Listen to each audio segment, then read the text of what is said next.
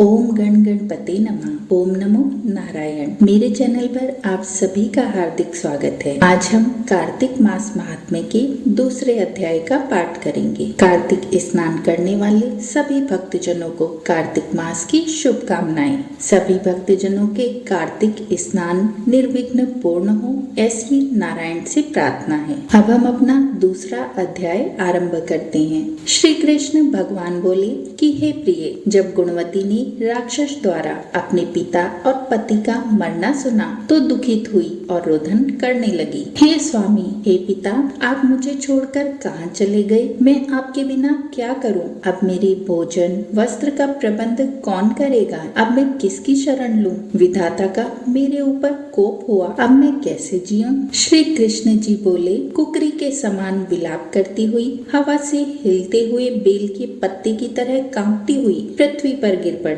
थोड़ी देर में सावधान होने पर फिर विलाप करने लगी और शोक समुद्र में डूब गई। उस गुणवती ने घर की सब वस्तुएं बेचकर यथा विधि से अपने पति की पारलौकिक क्रिया की और उसी नगरी में विष्णु भगवान की भक्ति में तत्पर होकर इंद्रियों को वश में करके शांति से रहने लगी और मरण तक एकादशी और कार्तिक मास की व्रत आदि करती रही। हे प्रिय, यह दोनों व्रत मुझे अत्यंत प्यारे हैं, जिसके करने से भोग और मोक्ष की प्राप्ति होती है, पुत्र और संपत्ति मिलती है। कार्तिक की तुला राशि पर सूर्य निकलने पर महापापी जो भी प्रातःकाल स्नान करते हैं वे भी मुक्ति को प्राप्त होते हैं। जो मनुष्य स्नान, जागरण, दीपदान और तुलसी का पालन करते हैं वे विष्णु के रूप हैं। विष्णु भगवान के मंदिर में झाड़ना, सतिया काटना तथा विष्णु जी की पूजा आदि का कार्य जो मनुष्य करते हैं वह जीवन मुक्त होते हैं। इस प्रकार वह गुणवती प्रत्येक वर्ष कार्तिक व्रत और विष्णु भगवान का नित्य ही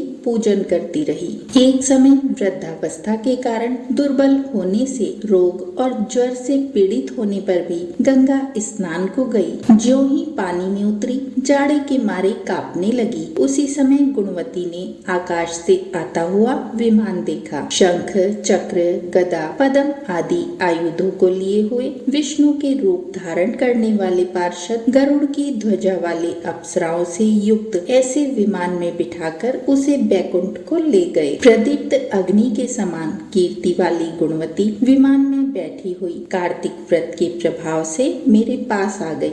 जब ब्रह्मादि देवताओं की प्रार्थना से मैं पृथ्वी पर आया तब वे गण भी मेरे साथ आए। हे भामिनी, यह सब यादव मेरे गण हैं और तुम्हारे पिता देव शर्मा भी इस जन्म में सनाजीत हुए और तुम्हारे पति चंद्र शर्मा इस जन्म में अक्रूर हैं। और हे देवी, तुम वही गुणवती हो जो कार्तिक के स्नान के प्रभाव से मेरे लिए अत्यंत प्रिय हो। तुमने तो मेरे मन मंदिर के सामने तुलसी का बगीचा लगाया, उसी से यह कल्प वृक्ष तुम्हारे आंगन में है। कार्तिक में जो पहले तुमने दीप दान किए हैं उसी फल से तुम्हारी सुंदर देह और घर में लक्ष्मी देवी का निवास है, जो संपूर्ण व्रतादि पति स्वरूप भगवान के अर्पण किए थे। इसीलिए तुम मेरी पत्नी बनी हो और तुमने जन्म मृत्यु तक जो कार्तिक व्रत उपवास किए हैं इससे तुम्हारा वियोग मुझसे कदापि नहीं होगा। इसी प्रकार कार्तिक में व्रत करने वाले तुम्हारे समान मेरे प्रिय होंगे। सूत जी बोले, सत्यभामा जी अपने पूर्व जन्म का सब हाल जानकर बड़ी प्रसन्न हुई। इस प्रकार ये कार्तिक मास महात्म्य का दूसरा अध्याय यही समाप्त होता है। कोई त्रुटि हुई है तो क्षमा कीजिए। चैनल को लाइक, शेयर और सब्सक्राइब अवश्य कीजिए। नारायण नारायण।